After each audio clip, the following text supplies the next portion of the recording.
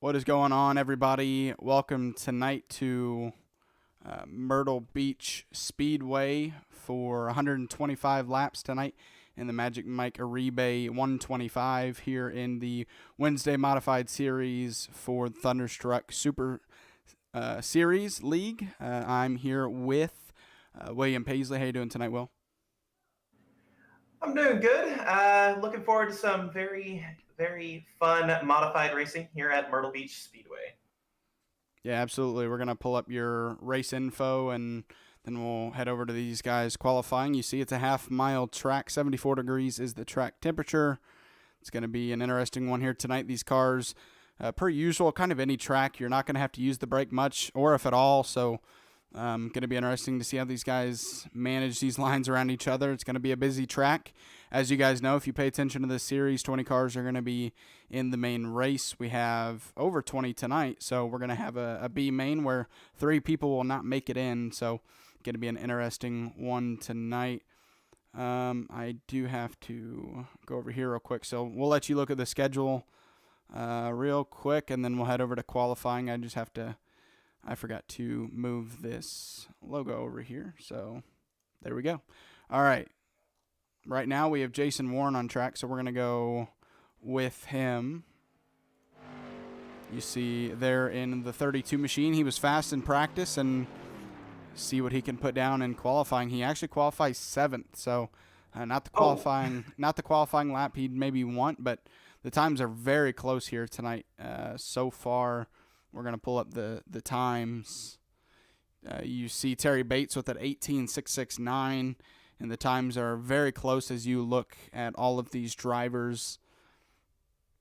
But Jason Warren, usually starting up near the top, is going to start 7th at least tonight. So going to be an interesting. And I think that's good.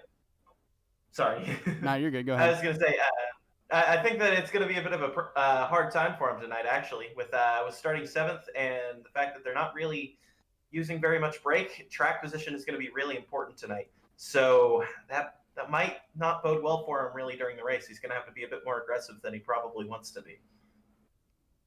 Yeah, so if you, like I said, if you do pay attention and have been in these streams before for the Wednesday Modified Series, you know that the top 15 in qualifying make it into the main race. And then if we have more than 5 drivers to battle out for the rest of the 5 spots to fill out to the top 20, then we'll have a B main, and we will have that tonight. As right now we have 21 qualified and 2 left to qualify. We'll see if they're racing or if they're race control tonight. I never know. As you see Jason Warren going back out. Not sure if he can run another lap or if he's just doing some practice laps in qualifying. So, yeah, right now Aaron Ward is on that the cut line, 15th. Harold Rothery, 16th. Chud Bassett, 17th. David Hall, 18th. Sean O'Connor, 19th. Mikey Keller, 20th. And 21st is Philip Manzo. So leading that B main group would be Harold Rothery as of now, with a little bit left in qualifying to go. Looks like Warren's just running some practice laps. We're going to, since he's doing that, we'll use this opportunity to kind of go on board with him here to see these laps and what they have to do in these laps. And it looks like, for the most part with these laps, you kind of want to keep it towards the inside in the corner, rushing the corner about as hard as you can, avoiding those curves on the inside. So if you end up hitting them, very likely you're going to spin. But, yeah, you're rushing these corners as hard as you can, just trying to keep it to the inside without losing as much speed as possible, because momentum is everything in the modified SK. So, yeah, that's pretty much what you want to do around this track. Just keep it low and keep it as fast as you can throughout the entire race. Yeah, you got to be careful diving into those turns on the bottom, and if you have somebody on your high side, you can't dive in too deep or you're going to wash up into the driver above you, and there's nothing you can really do to avoid that contact. So we talk about it, risk versus reward, and there's a lot of risks that can be had tonight with that bottom being the preferred line, and especially you mentioned those curbs down there. You get too low and you hit them, that can also send you up into the driver above you. So got to be very careful tonight in these cars. With them being, with the wheels not having any support around them, they're just out there. Any contact to them with a wall can cause suspension damage. We talked about it in last night's modified series, so got to be very careful with these cars. Yeah, absolutely. These cars are pretty much always on edge. They're very, very loose in the corner just because of how the suspension works in them. So any sort of contact can definitely make these cars very, very hard to handle. And it should be very interesting to see how these guys try to handle it when trying to get into this A main. This is your grid for tonight's B main. Right now we have, looks like 7 cars on track. So Keith Lichtenwalner, I don't believe he's on track. Or actually, that might be Keith on the outside. So maybe Michael DeLong. Not sure, but we have 7 cars out there, and only 5 are going to make it in. So 2 drivers going to be left out, unfortunately, after this 20-lap B main. So obviously, the guys starting in the back, they don't want it to be them. So they're going to try to be aggressive here early on. Yeah, and with only a 20-lap race, they're going to have to get going real quickly, and that could get pretty exciting here. It does look like Michael DeLong is not going to come in. So we are only going to lose, I believe, 1 guy, right? Because it was 2 people who were going to be out. So 2 people out. We have 7 on track. So, yeah, 2 will miss out on the main race. All right. So it's really just going to be about getting yourself into that position now. So we'll see how they manage to fight for it during this. Hopefully it'll be relatively clean. We don't want it to necessarily be a wreck fest, but those can also be fun too. So we'll see what we get. Yeah, you see Mikey Keller here in the 39 yellow paint scheme there you see on the bottom in the 3rd row. He's 5th. He is on that cut line, if you want to call it, to make it into the main race. That would get him in the 20th position for the main race. So that's the spot to watch right now on this restart. But not only that, it's going to be interesting all throughout this 7-car field. Race for the lead, and then obviously, like I said, the race for the cutoff spot. So Harold Rothery leading this group to the green flag. Like he mentioned, a 20-lap event here to decide who's going to make it into the main race. The green flag is out. Harold Rothery. Looks like a relatively clean start. Everybody's giving each other some space. Yeah, Harold Rothery, a nice restart, going to get him out in the lead. David Hall clears for 2nd. Mikey Keller, who started 5th, trying to race for that 3rd position from Chud Bassett, but Chud's going to be able to secure that spot. Sean O'Connor there on the outside currently has that 5th position. Yeah, and I think, he had a bit of contact, and no, he's getting pushed back. And we're wrecking. And we have a spin. Oh. It looked like Keith Lichtenwalner had an issue, and that started kind of all that contact, and then eventually that spin. So we're going to back up and check this out.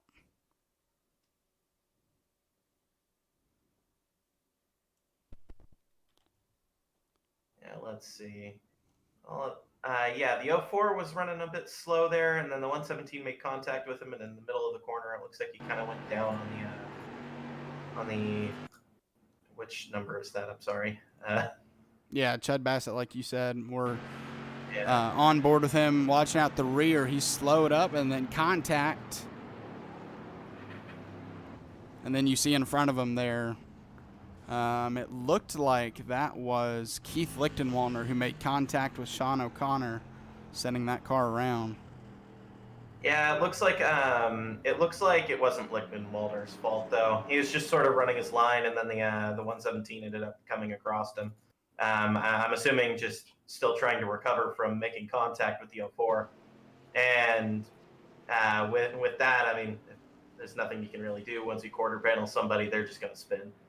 So good job on Lichtenwalner's part not wrecking it. But there's our first caution. Yeah, kind of early chaos here. And that's the first week and the second week, we really had not much of a battle for the cutoff spot. The first week we had 5 people in this race, so everybody was able to make it, and then we had 6 last week. And so this is the first time that we've had multiple cars that would not make the race, and that just creates for a lot more drama and a lot more aggressive driving to try to get that spot, because it's not just one spot anymore. If you're last, you have to make up two. So that's with only 20 laps, especially with only 20 laps, you have to go. And I don't honestly, that situation right there wasn't necessarily having to go. It was just one driver checking up, and it kind of costed another driver. So we're gonna go get just had to get out of the throttle. And then, I mean, with these cars, momentum is everything. So when you have those kind of incidents, there's not really much that you can do when it comes to just the speed. And with everybody else still being at full throttle, you're just kind of left in the dust, and it looks like he kind of just got caught up from that. Top two, Harold Rothery and David Hall up here. Third is Mikey Keller, who's moved up 2 spots from his initial starting point. And Chud Bassett is going to be, for some reason, this isn't, we're going to reset this. But it looks like, I don't know why that's not sorting through their names, but Chud Bassett showing a lap down at least. So that's going to make it really just a one-car battle, Sean O'Connor, or a one-spot battle, as Sean O'Connor's 6th right now, has 1 spot ahead of him now, and he doesn't have to worry about Chud with him being a lap down at least. So the pace. Yeah, and I think Sean's going to be a little bit mad during this start, since he kind of got shuffled back and then spun afterwards. Green flag. I'm looking at him to try to make his way through here relatively quickly. He only has to make up 1 spot, so it's not going to be that he has to drive too aggressively, but it is definitely in a situation where he really needs to go, or he's not going to make the main. Sorry about that, guys. Just trying to get some reason the ticker isn't scrolling the names right now, so that's kind of a problem. But the green flag is out. Harold Rothery, the leader you see there, along with David Hall. We have one spinning. That's Mikey Keller. Ooh, that's unfortunate. Yeah, no caution, though. It would appear, or at least I'm not seeing one yet. Self-spin from the 3rd position. That is going to... Oh, and he hits the curbs, and that's one thing you cannot do. Yeah, it's kind of the one rule of this track. You just have to not hit those. And he did it again. Oh, dear. That's going to put him back to the 6th position and out of the main race. For now, we're going to have to use this timing screen you see there on the left. I used to use this one, but for some reason, the other one isn't working right now, so we're going to try to figure that out when we get the 5-minute practice. We're going to try to figure that out for you guys before the main race. But right now, Harold Rothery leading, and you see David Hall right behind him, trying to catch up to him for that first position, and that would get whoever can win this event would be in the 16th position to start the main race. So every position you can make up now at least gets you a position in the main race, and one less spot you have to make up when you get to that race. Oh, certainly, but you also want to make sure not to wreck the guy, otherwise you very well could make an enemy here that if they make it into the main as well, I mean, it's not something you want. Oh, Mikey Keller again. Bad night gone yeah, worse. He's going to go a lap down now. Bad night gone worse for Mikey Keller, who was 3rd when he spun by himself, and unfortunately it's gotten even worse. As we're going to check out what happened here for this wreck. Should just be a self-spin. Oh, just hits the wall in the front stretch there and stops that car on the entry of turn 1, bringing out the caution. Yeah, that's unfortunate, but it does look like it's pretty much going to be all she wrote when it comes to the heat here. 2 cars a lap down, and one guy who didn't even decide to race. We are going to have I think our field set here after that. Yeah, now Harold Rothery 1st, David Hall 2nd, Philip Manzo 3rd, Keith Lichtenwander 4th, and 5th is Sean O'Connor. Yep, Sean is looking like he's going to get in here, but who knows? I mean, we obviously have a bit of racing to go, and sometimes things happen in racing. Maybe one of these other guys ends up getting wrecked, and the 39 can somehow manage to find a way through. If we have another caution, you should get the lucky dog. So that'll end up well for him. Yeah, not sure if these heats have any green white checkers, but we should get at least one more restart here, which wouldn't hurt really anybody in that top 5 unless they get wrecked. But even if they do get wrecked, I assume they wouldn't lose a lap from that. So everyone in the top 5 right now relatively safe. Yeah, they have at least a lap buffer here, which is really good news. So long as they don't blow up their motor, they should be okay. Yeah, that seems right now like the only thing that could keep them from the main race. And we should get the lights off on the pace car this time around. See if we do. Let's see if the guy in the lead tries to pull off what I do with my restarts. And yep. Oh, nope, the lights do not go off. Does not look like. So. All right, so we probably got one more lap, I would assume. Yep. Should. We'll see. Maybe they won't get another restart here. We'll see. I mean, it would be weird not to, but I would have assumed that the lights would have gone off in the pace car unless we had somebody in pit road that I just didn't see. Well, we always get an extra lap of pacing time when there's some lap cars down, so that might be catching you up. All right, now they're looking like they're trying to line up for one to go. There we go. So we're going to end up getting, I believe, a green-white checkered, actually. So they're on lap 19 now. We should be getting the green and white at the same time. And oh, then... no, it popped up for green-white checkered, so we're good. It'll be two to go when we go.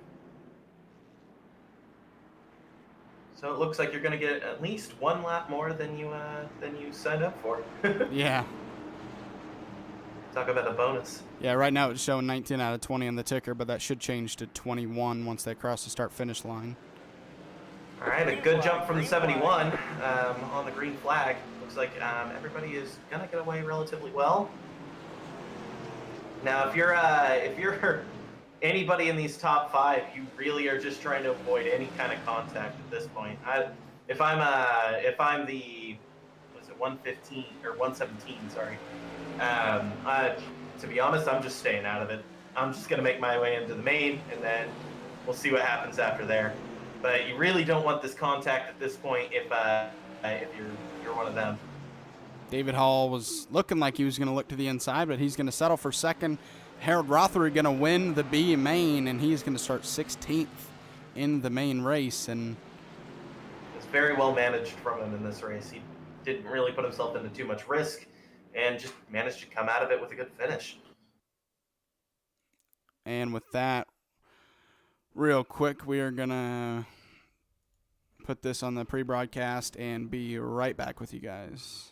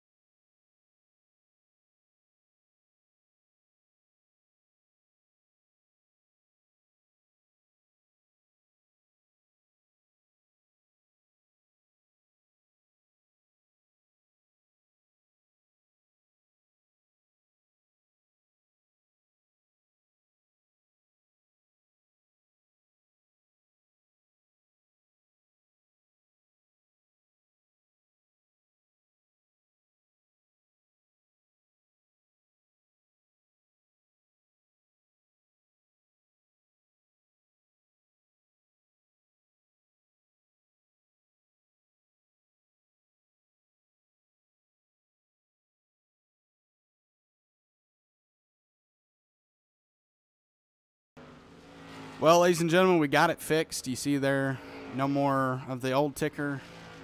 We got the NASCAR ticker back. We got it working. So we are ready for 125 laps here at Myrtle Beach Speedway. We're 15 seconds away from fielding 20 cars here tonight. And, I mean, that B main right there was already a great race to watch, only with 7 cars. So we're about to get 20 cars on that same exact track and just a whole lot more laps than just 20. So it's going to be fun to watch tonight.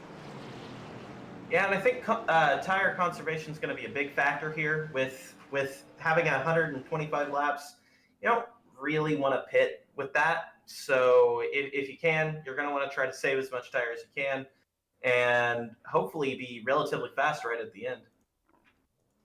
We're going to pull up your grid real quick. Terry Bates has the pole spot with an 18.669. Josh Oswald second. Ryan Bean third.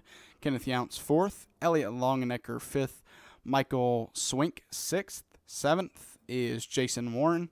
Mickey Isaac eighth. Casey Kuntz ninth. Joaquin Meza rounds out the top 10 for tonight's race. Rusty Modesty 11th. Shannon Wilder 12th. 13th is Kenny Younts. Kevin Dowd 14th. Aaron Ward 15th. 16th, Harold Rothery. David Hall 17th. 18th is Philip Manzo. Keith Lichtenwalder 19th. And rounding out the field for tonight's main event is Sean O'Connor.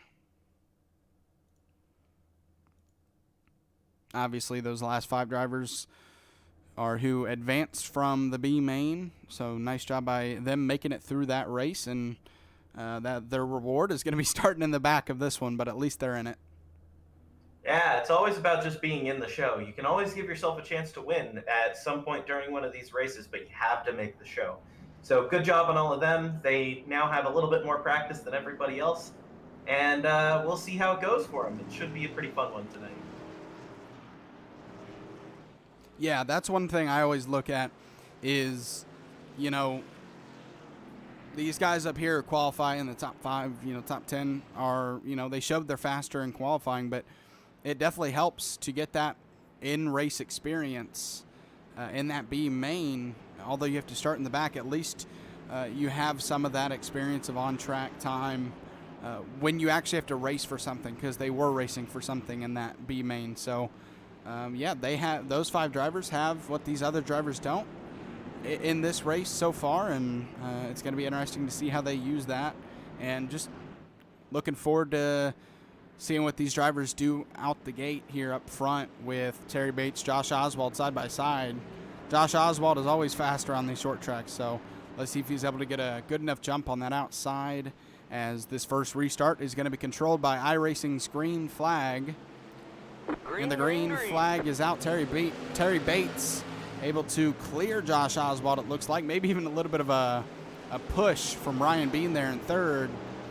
And Ryan Bean going to be able to clear himself for that second position, along with pushing Terry Bates out front. Yeah, now for a little bit, I think if you're Ryan Bean, you're going to be trying to just sit here, maybe not use too much of your stuff, but just kind of keep him under a little bit of pressure, keep him honest, and just try to save a bit of tire and keep yourself in contention for this once we get sort of down towards the last 25-ish laps to go before you really start fighting for this.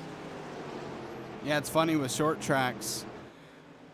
We're only 3 laps into 125 lap race, so they have a long ways to go. But if we get a long green flag run, that easily turns into, we don't have much time left. So when you go to half-mile tracks, it can seem like you have a lot of time, and then boom, with a snap of the finger, you're already down to 25 laps to go. Oh, for certain. And it's one of those things of you have to make sure to keep an eye on that, because you get in sort of a groove on these short tracks to where you just don't really know what lap you're on anymore. And so you got to always think, okay, well, this is going quickly. What lap am I on, right? And it does look like Ryan's going to try to make a bit of a move here. He's been loose throughout most of the start. He's definitely pushing it a bit more than I thought he would. But so far, not a bad race. Nobody's wrecked yet. I mean, commentator's curse, so hopefully that doesn't happen. But it looks like we have a move going on with Michael Swink, sorry. And he just got passed by Jason Warren. And this should... That was Elliott Longenecker. Oh, it's long and extra. My bad. My bad. No, you're good. But Jason Warren already up 3 spots from that 7th starting position. We mentioned how usually he's up front, and he's already into the top 4 and starting to try to track down Josh Oswald. But right now, Ryan Bean is all over the back bumper of Terry Bates. We've seen him multiple times now show his cards down to that inside, trying to make Terry Bates go to the outside. You see right there, he shows him that he's going to the inside, but Terry Bates not giving it up right now. Yeah, and it's going to be so hard to get this move. He's going to have to just wait for one of those mistakes out of the 2 car here and just try to capitalize on it then and just be ready. Because with these cars, it's all about momentum. So you don't want to put yourself in a situation where you just end up slowing yourself down and then you're being attacked by the guy behind you. Yeah, and with it being a short track, you see Josh Oswald, Jason Warren starting to creep up on this battle. If he tries to make a pass and fails, that's going to kill a lot of his momentum on track, and that'll open up the 2nd position for Josh Oswald there in 3rd. So Josh right now, I think, is just going to be patient, wait for Ryan to try to make a move, and when he does, if it fails, he's going to take that opening and take that 2nd spot. Yeah, but if you're Ryan, you're also thinking these guys are getting kind of close behind me. I need to start thinking about going because I think he is a bit faster than the 2 car at this point. But he just got to figure out a way to get past him, and that's oftentimes in these cars easier said than done. So we might end up seeing him use the bumper here if we get a little bit too long in. Yeah, these 2 have been bumper to bumper all race so far, 13 laps in. And that last lap, yeah, Ryan Bean's running faster laps than Terry Bates, but just nowhere to go with it, and that can be so tough. The caution is out. I thought I saw Kevin Dowdrack, but oh, he is slowed up.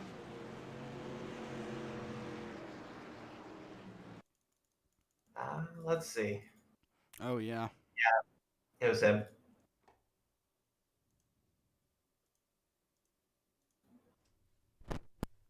He just got onto the curbs. Oh no! One of the definite things that you cannot do with these cars, you just can't get on those curbs, and then it just spins you out. That thing hopped up into the air. Yeah. Oh, and the 117 got hit when they were all slowing down. That's unfortunate. I'm not sure if he ends up going a lap down or not, but he got hit by the 168 of Keith Lichtenwalner, and kind of just stood still there for a little bit. Looks like he didn't go a lap down though, so should be good for him. He's going to want to pit to get that damage fixed if there is any, and hopefully that won't be the end of his night. And I do think it's still a little bit early to actually pit and go for it at this point. These tires shouldn't fall off very far. The SKs tend to keep tires relatively well, so I wouldn't expect him to be pitting during this caution. Yeah, and track position can be key here early. I mean, you see Ryan Bean faster than Terry Bates, but just not able to get around him. So even if you're faster, it can be hard to pass here. So track position definitely looking like it's going to be key tonight. Jason Warren, he stormed through the first 3 drivers he got to 4th and kind of was just stuck there. So let's see what he's able to do this time around when we're actually grouped, when the field is 2 by 2 and he's behind that 2nd place driver. Yeah, for certain. And we also need to look out for these tires, because with us having a 17-lap run, the tires got all heated up and everything. They got all squishy and soft and malleable for the track. And then we had a little bit of time to cool them down. And oftentimes in a second cycle for tires, they're going to be a little bit tighter. Their cars are all going to be just a little bit tighter. So that may end up meaning that they're going to have a little bit more off-throttle time. So somebody who's able to keep up their tire heat just a little bit more might be able to actually benefit from this caution, but we'll see. Jason Warren pinching the 17 of Josh Oswald down to the inside, successfully making the pass for the third position. He really gave Josh Oswald no room on exit, and that held him down and gave Warren the advantage. A lot of traffic back here for the 8th position on back. We're just getting it to where it looks like we're starting to get ourselves back into a rhythm. The 32, like you said, did a really good move, and quite frankly, I think he's one of the fastest cars out there. Him and the 28 are a little bit faster than the 2, so we'll see what they can do about it. A lot of racing back here in the middle of the pack, and actually a caution.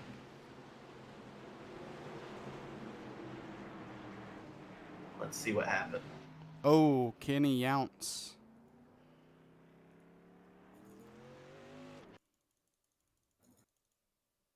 All right. Let's see. Looks like he just he got onto the rumble strips again, and then got rear-ended by Lichtenwalder, it looks like. No, not Lichtenwalder. Sorry. I believe it was Mickey Isaac.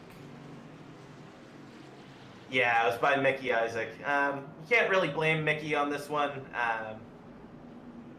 Younts kind of just went in a little bit too low, hit the curb, and then had to check up for it, and then just nowhere really for the 21 to avoid, and then they end up having to spin. Yeah, doesn't look like very much damage though, so should be pretty well off. Yeah, Younts did a better job than we've seen others do when they get onto those that rumble strip down there, or whatever you want to call it. A lot of drivers we see just jump off of it and wreck, but he actually slowed down, and he did get hit and wrecked, but I think it could have been a lot worse if he didn't slow down like he did, potentially flipping. So at least he was able to slow the car down and not fly up into the sky off of those bumps. So while it did bring out a caution because he slowed down enough to get bumped, at least he limited the damage. Yeah, and I think that's going to be a big thing with these because at the end of the day, it is a short track, and at times, sometimes the way that you make up positions is just by surviving. So hopefully not having very much damage there will end up paying out for him at the end. Yeah, let's go ahead and real quick and take a look at the schedule. We head to Martinsville next week, and then Bristol and North Wilkesboro to finish out the season for these SK Modifieds. And then the second half of the season, we head to the Whelen Tour Modifieds. That'll start at Nashville Fairgrounds. All 125 laps for every single track, all short tracks, obviously, and that just means there's no give in terms of how tough these tracks are. I mean, it's not like when you head from Martinsville to, say, Kansas or Texas, just, you don't have a place that you can unwind and relax a little bit more than these short tracks when every single race is a short track. Yeah, so that also will end up meaning that tempers will probably get a little bit high with each other, especially once we start adding this horsepower in. All these cars are going to be very, very loose and very hard to handle. So you might start seeing people make a bit more mistakes, and then obviously more mistakes tend to end up meaning more cautions. And then you get some feelings hurt from that. And you never know. Sometimes you could end up getting a bit of a fight going with some drivers. 100 laps to go when we cross the line for this next restart. As once again, Terry Bates the leader, and he does not get a fast jump on Ryan Bean. So Ryan has a chance here on the outside to try to pinch the two down and take that lead away. He chooses to not pinch him, but he still gets a great run off of turn 2. Let's see if he's able to do anything with it, though. That outside line's not going to maintain, or it's not going to stay this way for the 28. So he needs to make this pass as quickly as possible. And you see that outside line just starting to wear him out. And finally, Terry Bates almost going to be able to clear for the lead. But, yeah, going into 3, that outside line finally stops working. And Ryan Bean going to have to settle in and try to pass him on the inside this time. Yeah, and frankly, I think he was just a little bit too nice to Terry there. He definitely could have pinched him a bit more and then actually got the lead from it. But I think he's just trying to be just a little bit careful. It's still early on in the race, so it's not the end of the world if you aren't leading yet. As after all, the only lap that matters if you're leading is the final one. So he he's probably just decided that it's not worth the risk yet, so he'll just keep it relatively calm up there. And if you notice, it looks like Jason Warren actually got past there, and now he's in fourth. So probably a similar situation. 17 just pinched him in just a little bit on the outside, and then kept it there. Returned the favor a little bit. Yeah, it'll be interesting to see with how loose these cars can be, that if we do get a bump and run, whether that car that gets bumped is able to save it or not. So we'll see if it even comes down to that for these drivers, but with these short tracks, it always can. So right now they're going to be patient, which they should be, only 31 laps in, but when we get closer to the finish, you're not going to see as much patience. Oh, definitely not. And to be honest, I know that I can be a little bit aggressive at times, so I sometimes have to watch that. I'm sure some of these guys are the same way. And with these cars, they really the only way that you can make a move is really being aggressive. So you have to be careful not to overstep your bounds and end up wrecking the guy in front of you. So it should be pretty interesting, I think, to see what they're going to do about this, because quite honestly, I think the 2 is just sort of holding the lead just by just having the track position at this point. Yeah, right now it's a 3-car chain as Josh Oswald has found his way to the back bumper of Ryan Bean. And again, just nowhere to go with it, as Ryan has nowhere to go with his run. So just kind of a big stack up here for the lead. And obviously Terry Bates doesn't mind. He's going to hold that position as long as he can. He's not going to give anything up for free. He's going to make him work for it. And so far has done a nice job with that. Michael Swink getting past, I think, right now. Yeah, by Rusty Modesty there on the inside in that Valvoline machine. And, the 6 dives in. He's not going to be clear yet. And he maybe clears himself a little bit there. Yeah, just a little bit of contact. It's short track racing, though, so it's fair. All's fair. He's nobody wrecked, so should be fine. Yeah, but with short track racing, if Swink's able to get back to the back bumper of the 6, he's going to be like, hey, you bumped me earlier, I can bump you here. So going to be interesting to see as this race goes on. Once you've used that bumper, it's all fair to use it against him again. It's all fair at these kind of short tracks. Once you've been bumped, you got to use somebody else's bumper. Top 4 have really just ran away from 5th and Rusty Modesty, and everyone else behind him currently 2 seconds ahead of them. So you could say that Terry Bates is holding him up, but you know what? He has every right to. He has the lead, and I thought maybe Ryan was going to get a good enough run, but he is not able to, and Terry Bates shuts off the inside. Make sure that if they're going to pass him, it's going to have to be on the outside. Yeah, and with the SKs, since they don't have a lot of horsepower, trying to get a run on that outside is going to be pretty difficult. So you really do have to get to the inside, and quite frankly, I think that they've been rather impressive in showing their patience at the moment. And it's been a pretty good race. They're managing to actually get away from everybody at the moment. Once lap traffic comes in, though, we might be able to see a bit more moves in that top 4. Yeah, Ryan Bean has showed multiple times to that bottom line, trying to make Terry Bates think, he's diving to the inside, I got to go to the high line, and Terry has had none of it. He has held that inside line every single lap, and it's worked so far. Josh Oswald holding that 3rd position over 4th place Jason Warren, and actually side by side for 5th back here. Elliot Longenecker makes a pass on Rusty Modesty, and here comes Michael Swink back to pass the 6 back up after getting that bump earlier, but he's going to look to do it the clean and easy way of into the wall. And that's going to collect Harold Rothery a little bit there. Yeah, the 71 looks like he might be blowing up. Yeah, he's got some smoke in the engine. That's unfortunate. He was kind of a victim there with Harold Rothery. It's just unfortunate. Looks like the 6 of Rusty Modesty just kept it just a little bit too high, trying to be kind and give the room, and it just didn't really work for him. And he hit the wall and then collected the 71. Harold Rothery nowhere to go with that one. Unfortunate, kind of just roadblock there in front of him, and when that happens, there's no way to avoid it. And unfortunately for him, that's going to send him to the pits with motor damage. Should be able to get that quick repair, and he'll come back out on track. Yeah, hopefully he still has that quick repair. You never want to really use it this early on in a race, but sometimes you got to do what you got to do. Especially when your motor's blowing up, you definitely got to use that, and you see he has used it and is coming out of pit road, but will be a lap down now. I mean, he's in the position for a lucky dog, so he's still okay. Just got to hope for another quick caution that he doesn't get involved in. Yep. That's the most important thing, is just not being the car that causes the caution, or else you won't get that lucky dog. So far, only 3 cars off the lead lap, Harold Rothery being the first, along with Sean O'Connor and Aaron Ward.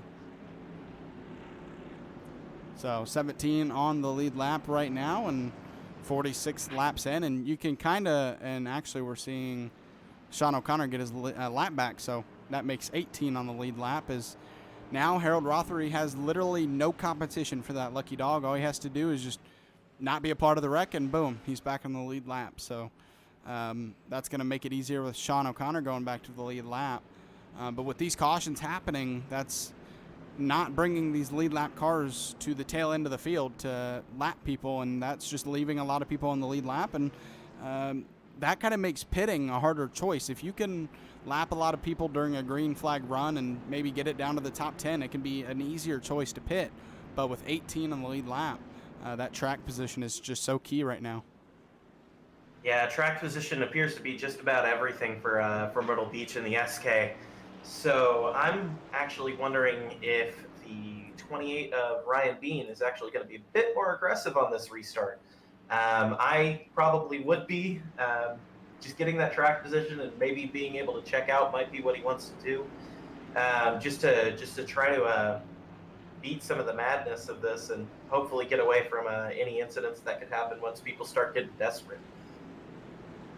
Yeah, it'll be interesting if he gets a good enough jump on this restart. If he chooses to pinch Terry Bates down to the inside line, that's the only way you can really make it work on the outside. That's how we've seen Josh Oswald and Jason Warren switch positions so many times on these restarts, is one pinches the other. Whoever starts on the outside pinches the other on the inside line. So let's see if Ryan Bean's able to execute that this time around. And Terry Bates waiting once again for the iRacing green flag. And it is out. Not a great jump from the 28. That's going to open it up for Josh Oswald to take that second spot away. Let's see if he's able to. Ryan Bean fighting back on that outside, and he's going to do a nice job, and he's actually going to be able to clear for that second spot, showing some speed there. Yeah, and it looks like the 32 of Jason Warren is actually getting back to the outside of Josh Oswald, so he's going to possibly be able to get that position back. It just depends on whether or not he's going to be able to pinch him down, and it does look like he's going to just eke out the position. And there we go. So now our top 5 coming out of that is Terry Bates, Ryan Bean, Jason Warren, Josh Oswald, and Elliott Long. Yeah, this battle between Jason Warren and Josh Oswald kind of reminds me of a race I went. Oh, I was about to hold the story, but Ryan Bean went to the inside, was shown to the inside, but once again is not able to do so. I had a battle at Phoenix one time where it was the exact same situation, where whoever was on the outside at Phoenix was able to pinch the other guy down, and you just had no chance at inside. And we had multiple cautions where we just kept switching positions, and that's what's happening here. And Mickey Isaac has an issue. Yeah, he's spun around, but the green flag stays out. Yeah, good on him to keep rolling. Sometimes you'll get it to where people will end up just stopping on track and hoping that the caution will come out. But good job on him to keep it moving. Check out this real quick. Does look like it was a self-spin, though. Oh, a little bit of contact. I couldn't tell who that was with. I think it might have been, I can't tell, but a little bit of contact with another driver spinning that car around. Yeah, and like I said earlier in the broadcast, these cars are pretty much on edge the entire time because you're rushing the corners pretty hard, and just that little bit of contact can sometimes catch you out and end up causing you to spin out. Race for the lead. Frankly, Sorry about he got that. to the inside. Yeah, Ryan Bean to the inside of the 2, but the 2's doing what we were talking about. He's pinching that 28 down, not giving him room on exit. So he's doing a really nice job. And if he can do this successfully, if he can stay in front of these guys and pinch them down on the outside to keep that lead, it's going to be tough to pass him here tonight. But right now, they are still side by side. Yeah, he's doing a pretty good job of defending. However, I don't think that he's going to be able to end up holding this off. The 28 of Ryan Bean is just a bit faster than him at the moment, and even with him defending pretty hard, that 28, ultimately speaking, controls the corner, and if he wants to, he can send it in just a little bit hard, compromise the 2. There we go. But and finally clear of each other. After 58 long laps, Ryan Bean is finally able to make a pass on the 2. And yeah, I think you were about to say, let's see if he's able to build a gap now. Yeah, I'm curious to see it. Maybe the 2 will actually learn from the line that the 28 is doing, and maybe he'll be able to find a little bit of pace that he didn't have before. However, looks like he could come under pressure here from Jason Warren, who's already moved up quite a few positions, and I'm sure he wants 2 more. And we'll see what they can do. Yeah, sometimes with me, it can really do the opposite effect if I make a pass for the lead. I can get used to following somebody, and when you follow somebody so close for so long, you kind of adapt your line to what their line is. And then when you get out in front of them, you're like, oh, crap, I got to run my own line again, and can kind of slow you down a little bit, and you're seeing that with the 28. He's out front and caution's out, but yeah, you see him out front and not able to create distance. Kenny Younts and Kevin Dowd are stopped. Oh, right in the middle of the turn, and that's going to create a parking lot here. Yeah, that's kind of a tough place to have it because it's kind of a bit of a blank corner with the wall there, so you might not have seen him. All right, let's check what happened here. We're going to go Nice. far chase. Just a teeny looks like there bit was of actually contact. Looks like it was a bit of netcode too, because he was blinked out on my screen at least. Looked like Keith Lichten or somebody had some contact with him, but you see they're just stopped there and nowhere to go for either the spin cars or the cars trying to get around them. So you kind of just got to wait until the track clears up, and those 2 are going to go a lap down, unfortunately. Yeah, that's unlucky for them, but very, very good luck for Harold Rothery, who kind of got put down there through no fault of his own, but wasn't a part of the caution, kept it a bit clean, and, well, now he has his lap back, so this could end up working out pretty well for him. Yeah, that's going to have 17 cars on the lead lap. 14 cars on the lead lap. It's looking like 15 with Harold, unless somebody pit. It's showing Mickey Isaac a lap down at 15th. Well, not in 15th anymore. Kevin Dowd is. Okay. Yeah, it hasn't updated for me yet. So Jason Warren, he's down pit road. Oh, that's a bold move. I'm not sure if that'll end up working out for him, but we'll see. 64 lap old tires are probably starting to feel the wear a bit, so he probably will have a speed advantage on the other guys, but I'm not a big fan of that move. Track position is so important here. I mean, he's probably thinking he's going to be able to get the move around the outside on a lot of these guys, but that's a really tough call. We did see him move from 7th to 4th pretty easily on the initial start of the race, so it might get harder, obviously, once he gets near the front, but I think he'll be able to work his way through this top 10 pretty well. It's showing him, I think he's going to be 13th because Harold Rothery got the lucky dog. I could be. Oh no! Oh no! Oh no! Who was that? I'm trying to find who that was. Let me find him real quick. It was Keith Lichtenwalner. Oh no! Yeah, there was a bit of a checkup. It looked like the 32 of Jason Warren was going a bit slow after coming out of pit road, probably just trying to get in order. And then Lichtenwalner wasn't. Looks like he got caught napping a little bit, and then just had to swerve to avoid. And well, he put it into the tires. Oh. Wow. Was not expecting that. No. This is why you always have to pay attention during these caution flags.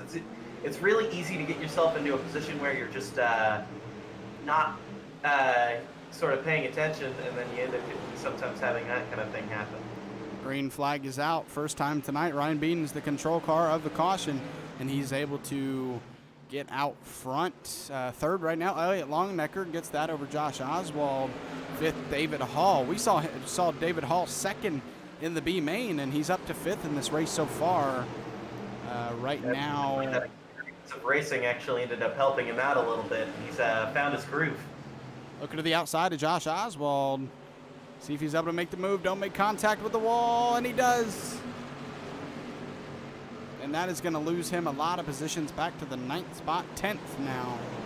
Right in front of Jason Warren, who just took tires. Yeah, and I feel a little bit bad. I think I just gave him a bit of the commentator's curse, but let's see if he can bring it back. I'm sure that it pretty much just hit the guardrail on the car. He's probably fine. Just needs to get back into the groove, and he should be fine. Oh, we have somebody up in the wall, and they're spinning. Looks like 10, no. and looks like it was Longnecker again, or Lichtenwalner. Sorry. Shannon Wilder. We're gonna go back and check out what happened specifically to cause that wreck. Oh, it looked like I think the bumps at the bottom of the turn got him. Let's check this out. He gets loose into the turn and then just sends that car up. Those strips down there, and then even more contact in front of him. Yeah, it looks like he might have gotten off of the throttle just a bit more aggressively than he probably should have, and sometimes with these SKs, they'll end up getting the car to pivot a little bit, and it looks like that's kind of what happened there. It just pivoted a little bit more than he was expecting, and the car just kind of just went on its way, hit the curbs, and then he bounced, and then it's kind of just along for the ride after that. Yeah, this is proven to be a tough racetrack tonight. These guys have had a handful with their cars around this half-mile track, and a decent amount of cautions here through 72 laps, but I've never raced it, and just from watching it and doing a little bit of practice earlier, it seems like it's a tough track, so I don't blame these guys. They have had some nice green flag runs. We've seen a tight battle for the lead all night long so far, and I don't think that's going to quit at all. I think the fight for the lead is going to last all the way until lap 125. So going to be interesting. There's a couple of things going on. The battle for the lead. Jason Warren already up to 9th. So a couple different things to watch here with 50 laps to go soon. He's going to be 8th now. It looked like the 3 pit. Sorry, he's fighting up there. So the 3 of David Hall pit. My bad. He's showing in the 9th position right now, and that's not a bad starting position. He's going to be on the. I mean, honestly, with those tires, you might want to start on the outside, regardless of that inside being the dominant line. There's more room to pass on the outside with those fresher tires. So maybe being stuck on the inside won't be the best thing, but he's going to be on that. He's going to be 9th in that 5th row. So we're gonna see what he can do, and more importantly, we're gonna see who can win this restart out front between Ryan Bean and Terry Bates, and maybe Elliott Longnecker can fight his way into the battle. Yeah, Elliott's always found his way towards the front, towards the middle and end parts of the race. So it should be pretty interesting to see what he can do. Maybe he's learned a little bit, just being a bit behind Terry, Ryan, and Jason up there. Maybe he's managed to learn a little bit of what they're doing and incorporate that into into his race strategy. Well, we're going to go back racing with 50 laps to go here at Myrtle Beach Speedway in the Magic Mike Iribe 125 here in the Wednesday Modified Series. And these guys are ready to go back racing once again. Ryan B in the control car. Outside of him, Terry Bates. Behind him, Elliott Longnecker, Josh Oswald, and Michael Swink. The top 5. The green flag is out. A great jump from the 28. Josh Oswald he was looking to the outside of the 2, but not going to be able to do so, and he's going to have to hold on to that 3rd position over Elliott Longnecker, and he is able to do so. The 21 just spun at the back. Oof. Caution is out. Just got fresh tires for the 3. That's kind of unfortunate, but I guess that's one way to heat them up. Let's check out what happened here.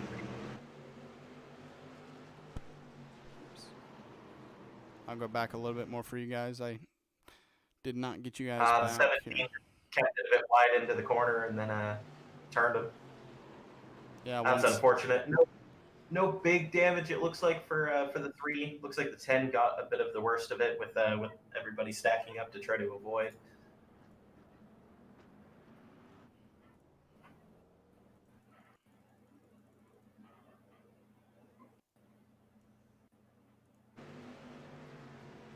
Yeah, you see the 10 checking up and just contact with, I believe, is Philip Manzo. Yep, those 2 cars are literally inside of each other, so not a great situation to be in.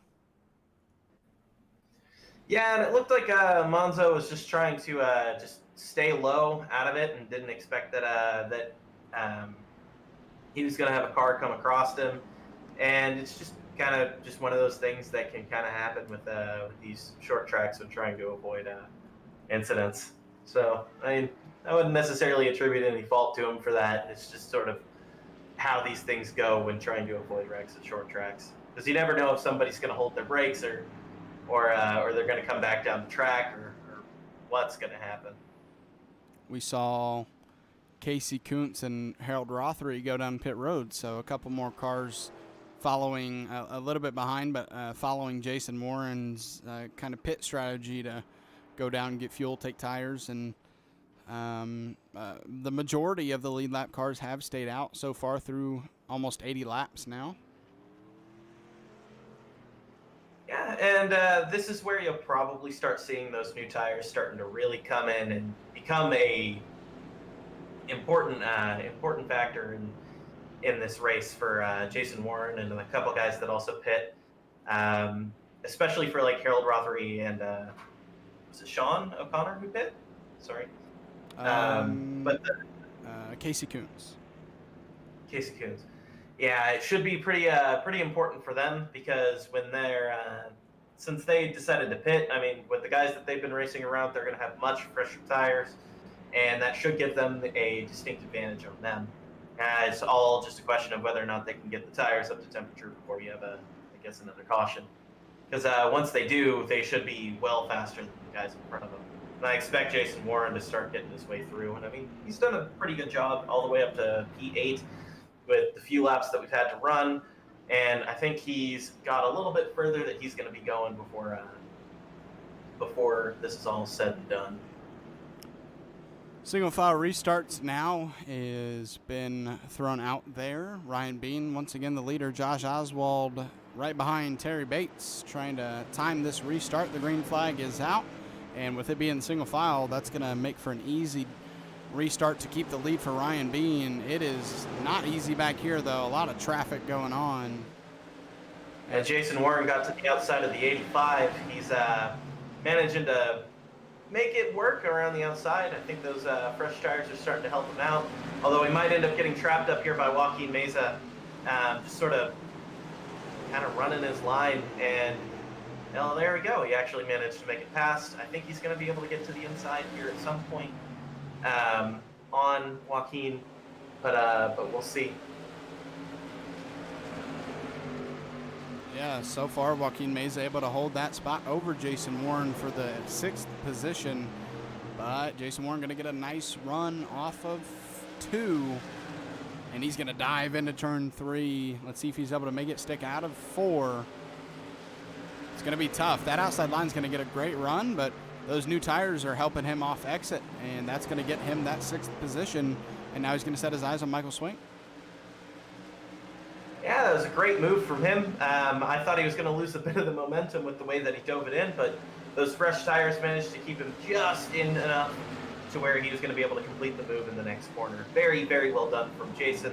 And I think we're going to be able to start seeing him come back up towards the front. Speaking of the front, the top two have really run away from everybody else, including Josh Oswald that starts that line in 3rd.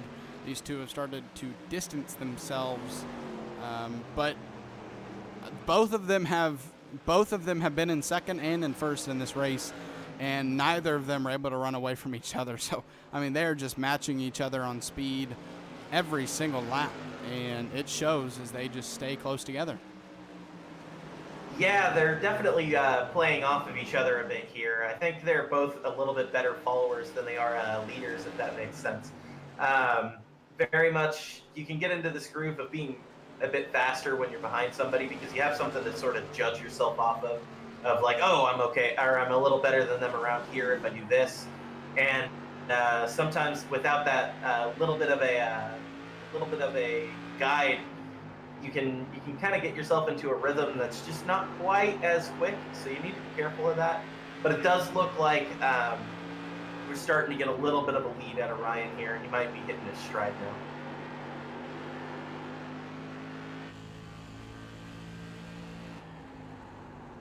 Yeah, he's hitting the apex of those turns really nicely, getting that inside line really smooth with that steering wheel and not having many issues. With turn 1, it's kind of tricky. You see, we'll see next time by. We'll go with the nose cam just to show you a little bit. But turn 1, it's kind of an awkward turn as the apex of the turn is late. So you see when he goes into the turn here, he's going to go up a little bit, and then you see that rumble strip kind of sticks out a little bit further as you go on in the turn, and that's where you really want to kind of diamond it into it. So that can be a tricky turn. Oh, certainly. And with those curbs on the inside, if you mess it up, it's just, you can really, really hurt yourself. So it's all about a measure of patience. I'd rather miss it a little bit than miss it on the inside. So it's one of those things that you definitely need to figure out how much risk you're willing to take in that corner. And it looks like they're managing it pretty well up at the front. It does look like the two's starting to slide a little bit more. Maybe he burnt off a little bit too much tire trying to keep it up there.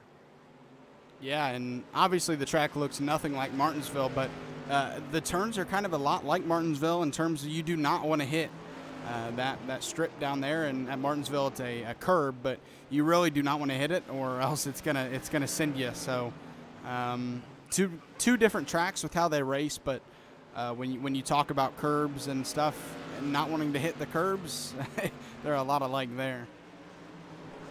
Yeah, and during that Martinsville race that we had, last weekend, I hit that curb a couple times in there, and oh my, that is a very scary feeling when you're starting to slide out of the corner with that 750 horsepower in the NASCAR package. And in these, I'm sure it's pretty scary as well when you clip one of these curves because it's starting to try to throw you. Jason Warren, who's fought his way up to the 5th position, kind of stuck there right now, currently a 2.5 seconds from Elliott Longnecker in the 4th position. So we've seen him get up to this 4th position, well, top 5, 4, but not really been able to go anywhere with it. And kind of surprising, especially with those fresher tires. That'll be something to talk about with these drivers in the post-race interviews, just to see how important those tires really are when you talk about somebody in the wall. Oh yeah, when you talk about the importance of tires versus track position, and I think tonight is proving that track position definitely is key, as I think that is Keith Lichtenwaller having some trouble there. Yeah, he was just trying to keep it out of the way of the leaders and just kind of hit the wall, trying to avoid them. And I mean, sometimes that can happen. You just got to be kind of careful when you're giving it the position. And now we're starting to get into that lap traffic, though, so I'm wondering if the two will start to be able to fight back a little bit here. because oftentimes traffic is a little easier going on the guy in second than they are the guy in first. Well, 25 laps to go now here at Myrtle Beach Speedway. Ryan Bean, your leader. Ryan Bean and Terry Bates. Caution. Caution is out, I think. David Hall. Yeah, he spun around. And it looks like a self-spin. We're going to check it out with you guys. Yeah, he clipped that inside curve again. It's really dangerous down there, isn't it? Yeah, I would say the front tires not as much, but you get those. Let's kind of do. We're gonna do kind of a different look here. We're gonna go right in front of him, and let's put this thing in slow mo. I think the front tires, it doesn't kill it as much, but once you hit it with the front tires, it gets to the back, and then boom, that rear tire gets hit up in the air. Yeah, and then there's just no saving it. Once that tire's been lifted up, you're just sliding, and then you're along for a ride and hope you don't hit something too hard. That's kind of unfortunate, but that's why you can't go down there. Yeah, he is behind the pace car, but not behind the leader, so he's going to be able to get back. He's going to stay on the lead lap even after wrecking there. That's a bit of good luck for him. At least he won't be fighting for lucky dog with Kevin there. I think Kevin actually is going to get the lucky dog. Yep. Yeah. He would be the only car a single lap down, though, if he would have won a lap down. But luckily, he's going to be able to fight for all the positions ahead of him. I don't think he's probably going to get a chance to pit here, so I would recommend against trying to do it because he'll just probably go a lap down. Yeah, he would. So absolutely. it's best. Yeah. So it's just best for him to just stay out and see if he can make up some positions on merit on the track, or maybe by just avoiding some wrecks with people getting a little bit more anxious here with only 20 to go. Now is when everybody's got to start making their moves. Yeah, I mean, we're going to be under 20 laps to go when we go back racing. Not a lot of time. I mean, that's less laps than the B main. So if you remember back to the B main, how quickly that went. So we're gonna have less than 20 laps when we go back racing. So not a lot of time for any of these drivers to make a move. So if you're gonna make a move, it's gonna have to be on this initial restart because it's pretty tough to pass afterwards. Yeah, and Elliot Longenecker is going to be starting on that outside in P4. It should be kind of interesting to see if he's going to try to pinch down, maybe get P3. Same with Terry. I mean, it'll depend on if he can get a good jump on first place. That's why I'm bringing up fourth, because they're more likely to have the equal jump. But for Jason, with him being in P5, it's kind of a bit of a blessing and a curse, right? Because that inside is the dominant line. So if both guys on the inside get a good jump and you do also, then you're likely to have a good run. But at the same time, you're not really able to pinch somebody in and secure a position. That's the funny thing about racing is you can have a dominant line, but when you're getting up to max RPMs and you're not there yet, cars are very even, whether you're on the inside or the outside. So that can make the inside less of the place to be on these restarts, just because you can be pinched down with those cars on the outside. But kind of a weird restart there. A lot of people were off time, and Elliot Longenecker contact with Joaquin Meza checking up, but they're able to keep it going, and he's going to maintain that top 5 spot. That's a good save for them. That was sort of middle of the corner to exit. That's not where you want to have the contact if you're going to have it. But good work from both of them to straighten it out and make sure that they didn't wreck. Yeah, and with that restart, with how good of a jump that inside line got, Josh Oswald in second place. But Terry Bates all over him right now. Yeah, Terry's going to want that P2 back. He's going to want to try to get up there and chase down the 28 and see if he can probably get to him. If I was the 2, I'd probably be trying to use the bumper at the moment with Ryan there. You don't want to end up falling, or not Ryan, sorry. Josh Terry. Allen. Yeah. With Terry, you're going to want to try to use that bumper here. So you can, there he goes. He just gave him a little shot, nothing too major yet. But he's definitely want to get past him as soon as possible if he has any chance at getting the 28 again. Yeah, right now, 28 of Ryan Bean taking advantage of this battle going on, and he is about a half a second lead over Josh Oswald there in that 17. And you see behind the two, Jason Warren. We haven't seen much of him up here in the front. Once he gets to that 4th position, let's see if he can do anything. 14 laps to go, coming to 13. We're going to see a bump from 2, but Terry Bates just not giving the bump at the right time. If you're going to bump him, you want it to be in the entry or middle, because if you give it on exit, you're killing your momentum as well, and you're just not able to make the pass. Yeah, and you also have to worry when you hit somebody on the exit of whether or not they're going to be able to control the car, because they're on acceleration at that point, so the car's already a bit at its limit. So when you do that, you need to be really careful that you don't end up getting caught up if they do try to spin it.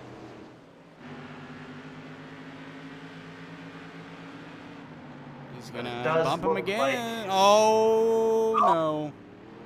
Oh, and he's wrecking. Big checkup. Oh, there we go. And poor Longenecker. I mean, there's not really much that he could have done there with that wreck happening in front of him. You talked about it. We're going to see more aggression, and that was aggression right there. He tried to bump him multiple times, and that time, the bump, you don't want to lay the bump to the left rear tire. So that was the problem there, and that's what almost spun Oswald around and what spun himself out eventually. Yeah, great job on Josh Oswald to save that car. That's not an easy thing to do, especially when you get hit on exit. So very well done from him. Bit unfortunate though for Terry and Elliott. Elliott was kind of an innocent bystander here, but Terry, he caught himself up in that, and that's kind of the risk that you pay when you start making late contact.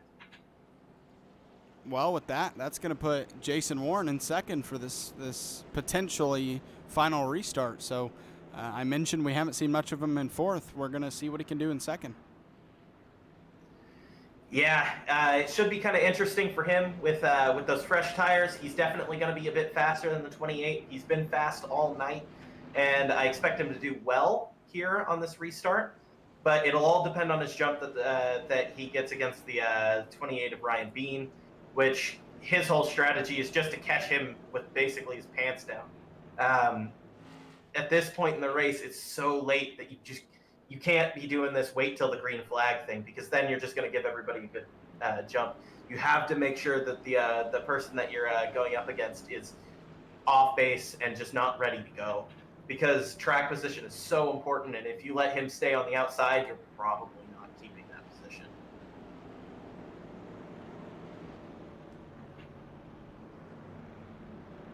Well, we're going to restart with around 6 laps to go around there, and it's going to create for an interesting final 5 laps and maybe even a green-white checkered with the aggressive racing we've had. But this could potentially be the last restart. We never know until we get to it. So if you're going to make a move, make it now, because there's no guarantee you'll get another restart. Yeah, and I do think that we probably will get one more. Just the aggression is going to be turned up completely now because we're at the end of the race. So tempers can flare. People can just start using the bumper a bit more because they got to go now. If you're going to get any position, it has to be now. So it's one of those situations of what do you do, right? You gotta be careful and make sure that you don't wreck somebody while doing the move, but you have to be aggressive now. So it's going to be very interesting to see how they're going to try to do this. But I'm not going to hold my breath when it comes to whether or not we're going to have another caution. Yeah, this is the part of the race that you can create future enemies in terms of maybe you make a move somebody else didn't like, and that will maybe carry over into other races. So you never want to make enemies on track, but if you're going to, this is probably where it's going to happen. And one thing I think I'm going to look, Harold Rothery has made his way up to the 4th position there on the outside. So nice race from him, 12 spots up from his initial starting position.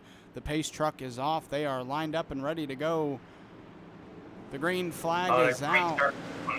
Nice job by Ryan Bean to get a good jump, and that's going to put him over and wrecking behind him. Oh, God. Joaquin Big wreck for Meza. his. And that is multiple cars, including, unfortunately, Harold Rothery, the announcer's and his jinx. His engine's blown. That's unfortunate. The broadcaster jinx works once again. I apologize, Harold Rothery. Yeah, and these things happen from time to time. It looked like racing hard for it. Pinch somebody. No, it looks like Joaquin just got in there a little bit too deep on him. Yep, just hooked him in that left rear, unfortunately. That also gets Kenneth Younts. There's a big old wreck, about 5-6 modifieds there. That's unfortunate. Harold again being a bit of a victim here, but that's how these things go at short tracks sometimes. You just sometimes are the punching bag. Sometimes you're doing the punching, but sometimes you are just the bag. Well, they're going to line up once again, and we're going to get another shot at a restart. And looks like, couldn't tell who that was. Not sure. Someone was getting the lucky dog, but it is not going to put him on the lead lap, it looks like. Oh, wait, I think it was Terry Bates. Yep. Terry Bates. Well, good for Terry, at least he finished on the lead lap. Probably. Yeah, I mean, it's showing him 10th right now, but with that lucky dog, he'll probably be... we'll see where he ends up on the restart, but he'll have a chance at least at a top 10 tonight with that lucky dog. Yeah, that can definitely be a lot worse for him. With the wreck that he had, he kind of got lucky not to be even further back. So, all in all, probably going to end up being a decent night for him. I think anything other than completely getting wrecked out would probably be pretty good for him at this point with what happened. So, a top 10, I mean, I'd take it at that point. And it actually looks like he's P9 now. Yeah, right now showing him P9. See if that's where he ends up for the restart. We do have Sean O'Connor, I think, I don't know if he's on the lead lap or not. He's in pit road. He's going to go left in. Yeah. Yep, so Terry Bates going to restart 9th after getting that lucky dog. So pretty much secured a top 10 position already. Yeah, a lot of cars went a lap down right at the end of this race. More than I expected, to be honest. Yeah, I think that's just a result of the big wrecks. I mean, we had 4 or 5 cars there, so these drivers having to get a tow especially are going to go a lap down when it takes a minute or two to get a tow and the pace truck is off, and we are going to have ourselves... Oh, wait, no, is the pace truck not off? Never mind. I thought he was off. Oh, yeah, he's off. Yeah, okay. We're going to get our... We're just doing a single file on a green-white checkered. Yeah, they were kind of slower than I thought they would be, but we're going to get a green-white checkered here. Ryan Fantastic jump from... Yeah, he has done well on these restarts, and that's going to leave Jason Warren battling for 2nd, Josh Oswald 3rd, Casey Kuntz 4th. We've seen him kind of outside the top 5 and now inside with that 4th position, trying to catch Josh Oswald. He's going to get a bump from Michael Swink, and that's going to get him out of position. 1 lap to go here at Myrtle Beach Speedway. Your leader, Ryan Bean, he's been there for a majority of the race. Jason Warren just not able to do anything behind him, going into the 3 and 4 for the last time. Ryan Bean exiting 4. Dominant race from him. He's going to win here in the Magic Mike Iribe 125 here at Myrtle Beach Speedway. Jason Warren 2nd, Josh Oswald 3rd, Casey Kuntz 4th, and Michael Swink rounding out the top 5. Yeah, and I think Ryan can be pretty happy with how that race went. He didn't do anything wrong the entire race. Never really put a foot wrong. Was the fastest car for most of the race, and managed to come out of here with what I would consider to be a pretty dominant win, ultimately speaking. Once he got out to the front, he was just gone. Yeah, I mean, he never left the top 2, so I'd say it's a pretty dominant race. Let's see if he can get some burnouts in. These things are a little bit difficult to do that. Try to get in the grass first. I think he's just going to park it in victory lane there. I think he hit the wall. There we are.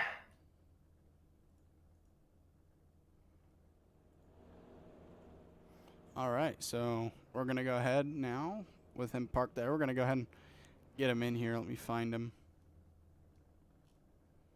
There he is. All right. Hey, Ryan, Zach, and Will in the booth. You got a copy? Yes, sir. How's it going? Man, I mean, you and Terry, obviously, Terry had an unfortunate finish to the race. He finished ninth, though, ninth. But you two were top two basically that entire race. But first, I want you to kind of take us through how tough it is to be that following car, because you seemed to be faster, but you were kind of stuck behind him for kind of the first half of the race or so. Yeah, first of all, good race with Terry. that was the most fun I've had in a long time on this game, and I think really our setups were really different. Mine was more, to get entry and get it rolling. His was all about exit. I get a good exit off the turn, but then you kind of just see his car bite a little more off, and I wasn't able to get him. Luckily, I think I caught him. I think he missed like 1 and 2 or something, and I was able to get next to him, and it was lights out from there. And you were pretty fast the entire race. I would say that you probably were the fastest overall during the entire race. How much were you trying to save tires when you were behind him? To be honest with you, I wasn't. I was trying to just get past them because I kind of noticed how hard it is for second place to pass first. I was pretty confident if I could get to first, I could kind of just defend. I was trying to kill my tires getting into first, and then I think Jason pitted at some point, and then I started to think maybe taking right side tires could be the way to go. But then eventually I kind of just realized the car just kept getting faster and faster. So truly, I have no idea how that happened. All right, so you got anybody you want to shout out tonight? Yeah, Williams Auto Group for sponsoring my team. Obviously, my teammates, the broadcast, and the league for putting on the show. Can't wait for tomorrow night. All right, man. Well, congrats on the win, and I'll get you back over to the Front Row Racing channel. Yes, sir. Have a good one, guys. You too. All right. Now Congrats to him. He did really good tonight, really. Yeah, absolutely. Kind of a class of the field, and we're going to move on to Jason Moore now, who kind of had to grit it out a little bit more tonight than usual, but he's able to still get that top 3 like he usually does. So we're going to go ahead and get him over here.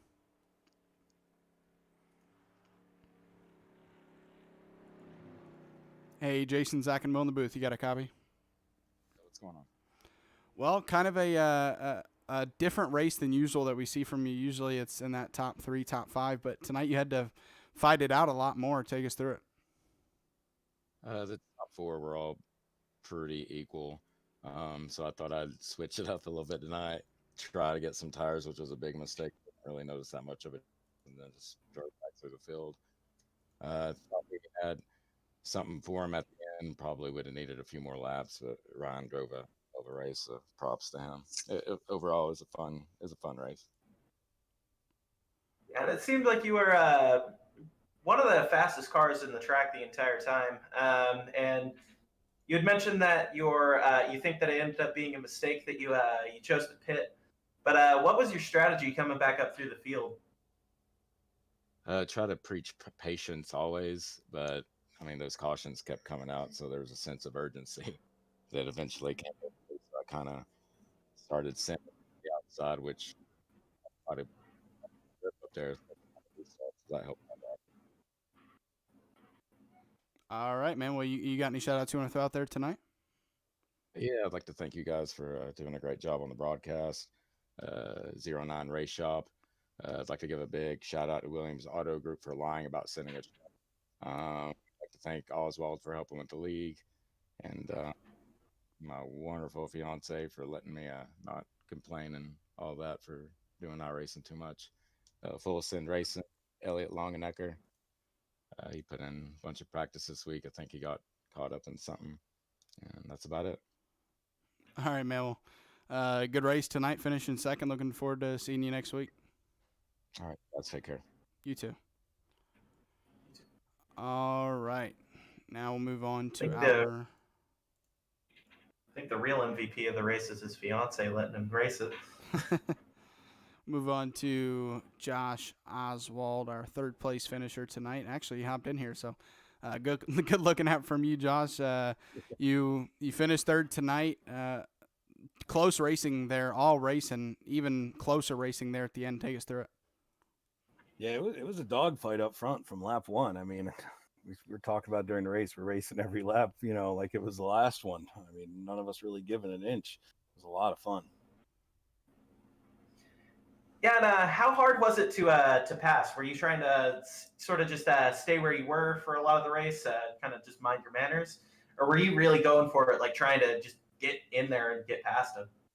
I mean, it tried to get to the bottom, but then if you did get to the bottom, if you couldn't really get a great run on the bottom was real loose, and then the outside was working great on restarts, but it was tough to pass. It really, track position was pretty key. I have one more thing for you. There at the end, you and Terry Bates were driving very close, and he obviously gave you a couple bumps, the last one proving fatal for him. How tough is it when you know the guy behind you is going to try to bump you? How tough is it to focus on your own line and then worry about, the guy in your mirror? I mean, I was prepared for it. I mean, I had a feeling he had given me one bump before the previous lap or two, before that, and I was prepared. I was prepared for the hit. He was getting in the center 3 and 4 there a little better than I was, but I needed to go a little bit slower in the center to get that good run off. I was just waiting to pick up the throttle till after he would bump me, so it wouldn't upset my car too much, except for that last one where I got pretty sideways and was able to hang on to it. Yeah, all right. Great job. Great job at handling that, man. That was a very hard one to save, and you did a great job at doing that. Thank you. Yeah, I was surprised I saved it myself. It was a tough one. All right, you got any shout-outs you want to throw out there tonight? Just all my teammates are here racing tonight. Jason Warren, Elliot Longenecker, and Michael Swink were out there tonight with me. And Joaquin Meza for helping me put this series together. It's been a pretty good success, in my opinion. We haven't had a full field. We haven't missed a full field any week. So, and then all the guys at Thunderstruck, we've really are happy with how this league is taken off. All right, man. And thank you. Oh, sorry. I was going to say, and thank you for taking care of the broadcasting up in the booth, guys. Yeah, it's a lot of fun. You guys put on a great show. Shout out to you and Jason for putting on a good league here. So congrats on your top 3 finish tonight. Looking forward to not only seeing you tomorrow night, but next week in the modifieds. Absolutely, man. Looking forward to it. Have a nice night. You too. All right. And that was your third place finisher, Josh Oswald. We're going to go ahead and pull up the results. And while I do, William, last thoughts on tonight's race? Yeah, it was quite a fun one, wasn't it? Definitely very close at the front the entire time, which means that we had a lot of cars really close there. Definitely was hard to pass, but I do think that next week at Martinsville, we are going to have a lot closer racing, or not necessarily closer racing, but I think we're going to be seeing a lot more passes just because of how the track goes. And yeah, it's been fun. That was definitely a fun race. Congrats to Ryan for his really good performance tonight.